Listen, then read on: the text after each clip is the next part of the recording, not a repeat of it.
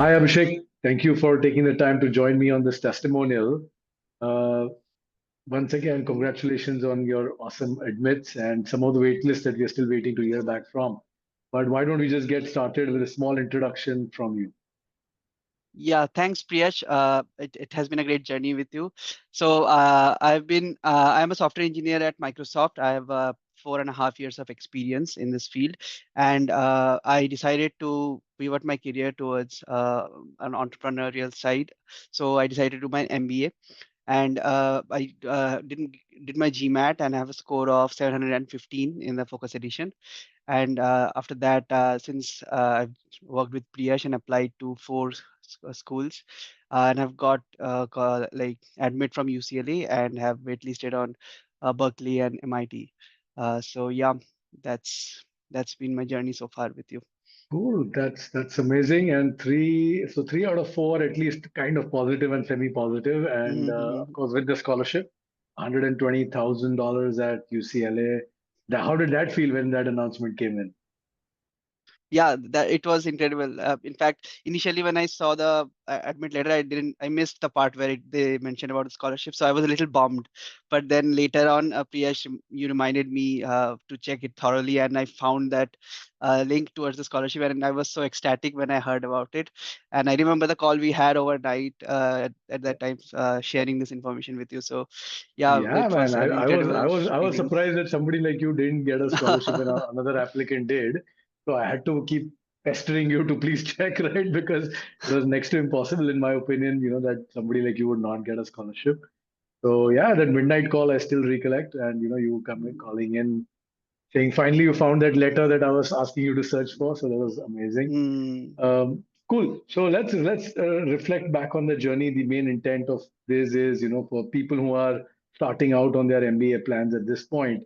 You came from a general engineering male background, the classic GEM worries, of course, amazing GMAT score, and an IIT background, of course, to back it with.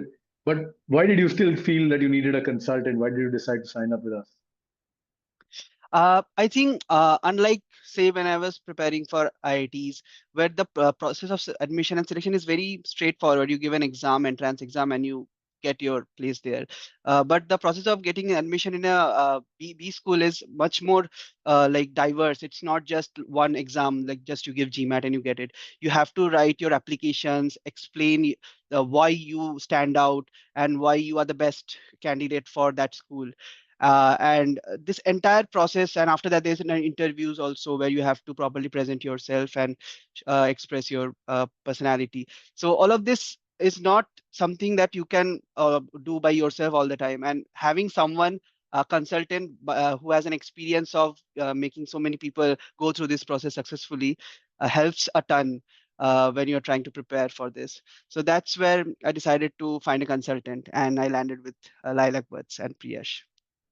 Would you say that engineers in general are mainly needing help on the ability to present their ideas better, right? Like, I think one of the things I notice with most folks who come from amazing IIT backgrounds would be that they are not, they have got great ideas and they've got great execution skills, but the ability to sell themselves on a CV or on a in a non-technical way is one of their biggest challenges.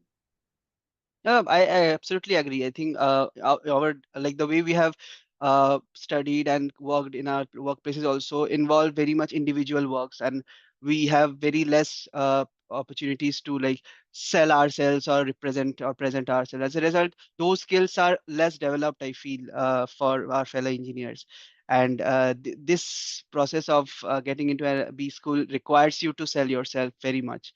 So yeah, I think I align with your viewpoint here that mostly engineers or people who have worked by themselves most of the time have these skills a little bit lacking. Okay, okay, good, good. I believe that you chose four schools, all product management, clearly coming from a tech background. Uh, Stanford, MIT, Berkeley, UCLA Anderson, right? All in the top 15 Right. in the world right now. Uh, and waitlisted at Berkeley and MIT itself is like an amazing hope that we still have. And I know that it's still Mhm. another couple of months until you really get to know that because you've been waitlisted at the end of the round. So our hope is still alive. We were hoping that maybe that the rejection would not come in at least, and that didn't. The only one we've got a rejected rejection so far is Stanford. All right. So in this thought process, right, you were very clear that you wanted to go into product management. You wanted to stay on the tech side of things. How difficult did you feel that it would be? Again, being a techie, wanting to go to product management seems like a very natural course of things, right? And having a great score, great background, but still it was tough. Like, can you walk me through like what was the difficulty you faced in terms of writing those essays, thinking about those essays, talking about your goals? Yeah, sure. So yeah, it is a very natural progression, one would say.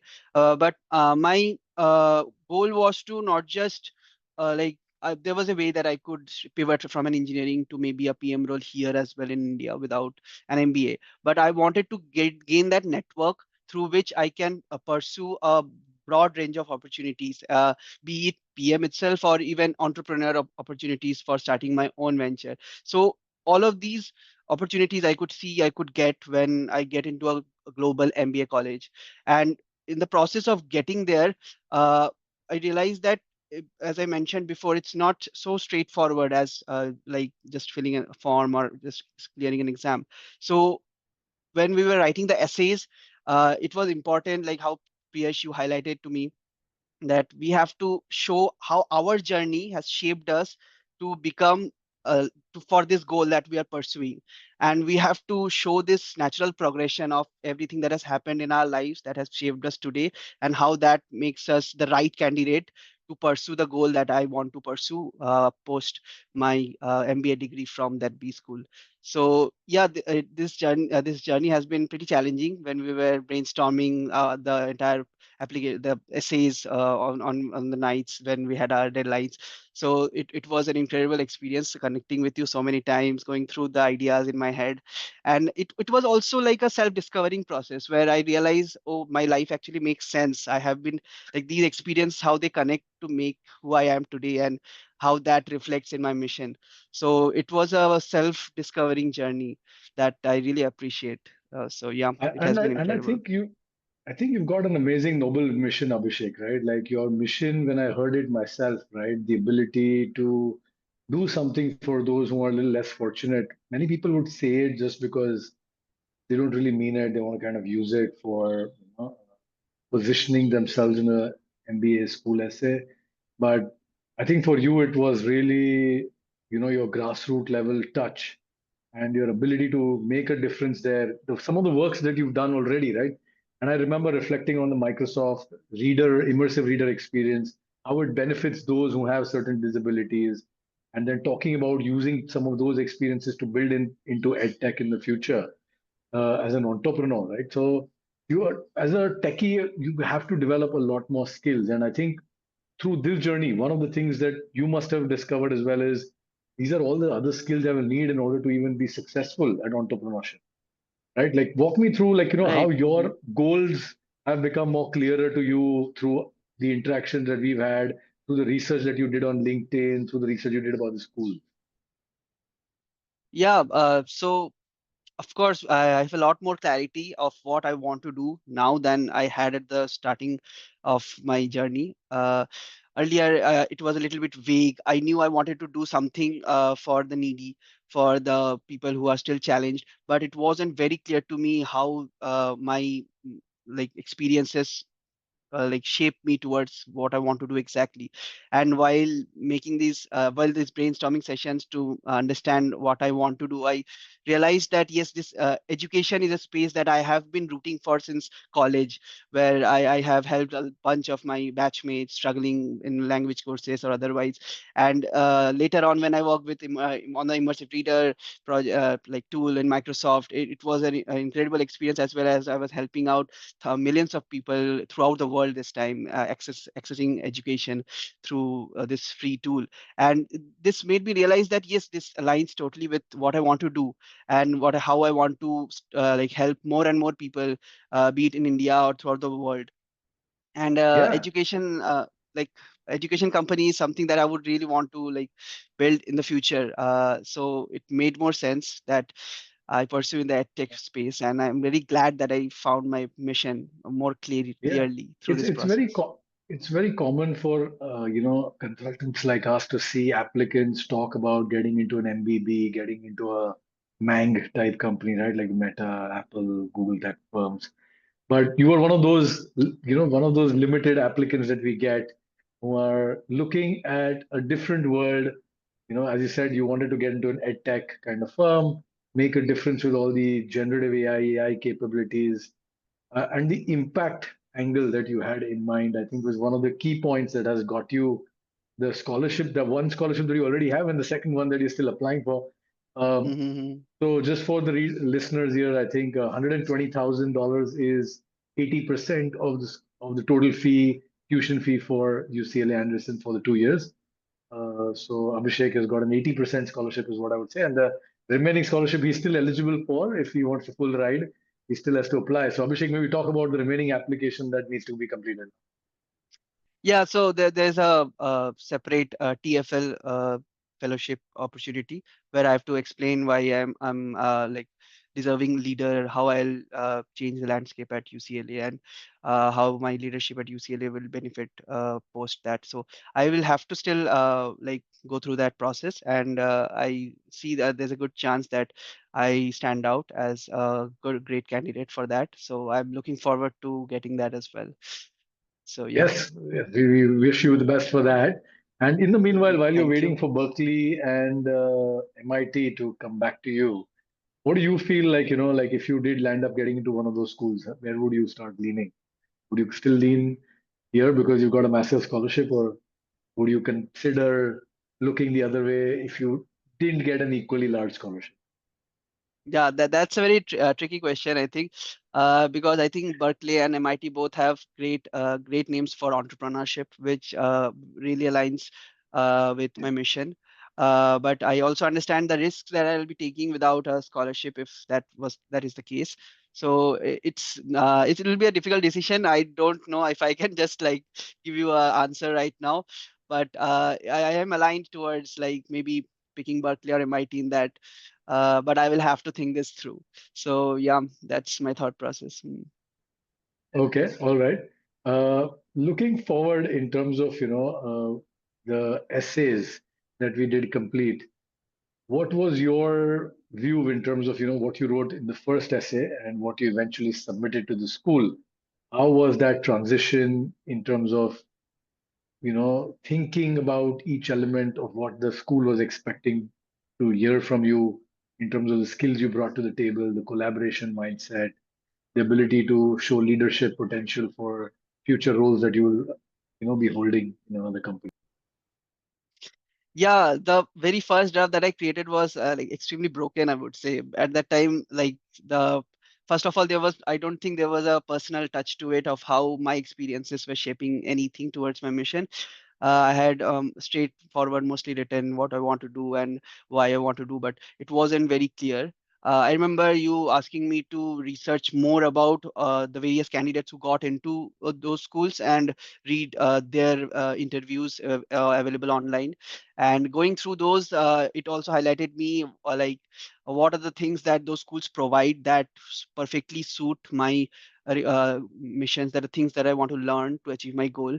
And when I utilized those into my essay, it made more natural sense on why this particular business school would be the perfect fit for my mission and for my goals. And also the reverse, why that school would benefit the most for someone with my kind of background and goals.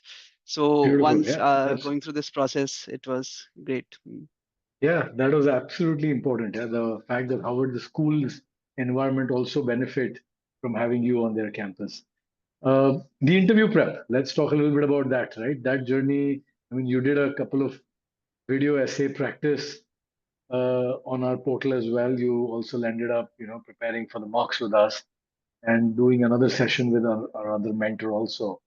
Walk us through, how that anxiety that you had probably in the first session or looking in front of the camera, answering impromptu. How did you manage to prepare yourself for the final interview?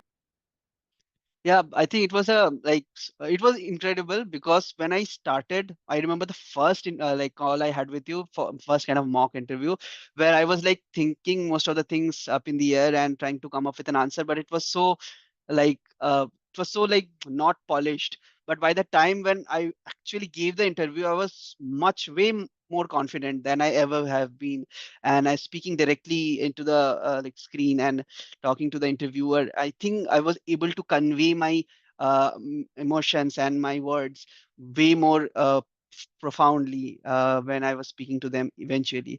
So during the process, you taught me all of this, particularly emphasized on how to deliver things in a way that creates that impact. And our sessions multiple times, including the mocks that I gave, made me really lose those nerves that I had in the initial stages. And the final version was much more confident and polished when I was able to give that. So that was great. Yeah, Yeah, thank you. I think you evolved amazingly over those sessions of interviews. I was the first session I was a little worried whether we'll crack the interviews or not, because you came across very straight faced, to the point. The conversational tone was missing, the smile was missing, and I remember telling you, just be yourself, just get comfortable in your on your screen, looking at yourself and looking at the other person. And better, the simpler idea is always minimize yourself. Never too anxious about how you look and what you're doing. But when you're looking at the other person, you feel like it's a private one-on-one conversation. Cool. No, this is good. Anyways, last final words I would like you to share is, why should somebody in the future who's considering an MBA consultant work with Lilac Buds, and what would be your top key takeaways for them to consider a consultant in the first place? I think I've already touched upon a lot of points on how you and Lilac Birds in general have been so incredible in this journey. So there are a lot of good things for why one should choose Lilac Birds. I think most importantly, you will feel safe once you have signed up with Lilac Birds, that your entire process would be very properly completed and in a way that you are confident that it will work for you. So in their entire journey from the very first meeting we had where you told me to write my various stories that would help me later craft those essays. So brainstorming from that first day till the very last time when we were preparing for interviews, the entire journey was thorough, and at every point you were available, be it late at the night or early in the morning. So I think it has been incredible, and I think anybody who is thinking of considering a consultant should definitely consider Lilac Buds. Cool. Thank you, Abhishek, so much for taking the time to do this testimonial with us. Love to work with you again. In terms of all the round two that we were thinking, but now that we've canned the round two plans in other schools, given that we've already got what you're looking for, I wish you the best as you start your UCLA journey next year.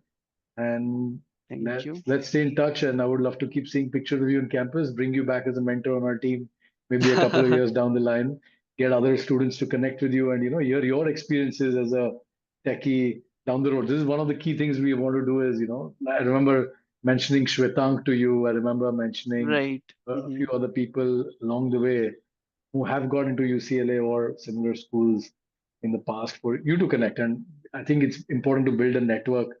So when you do go to your campus, definitely start building that network early. Start, speaking to a lot more people. Get comfortable being an extrovert, because in a leadership profile, you just can't be stuck with your own a very tiny group of people, right? You've got to expand yourself to talk to people with different and diverse experiences, and that's what I think business school is really for. So that would be my words of advice as you go into and start this new journey. But once again, thank you very much for placing your trust, and best of luck for the new life. Thank you so much, Priyash.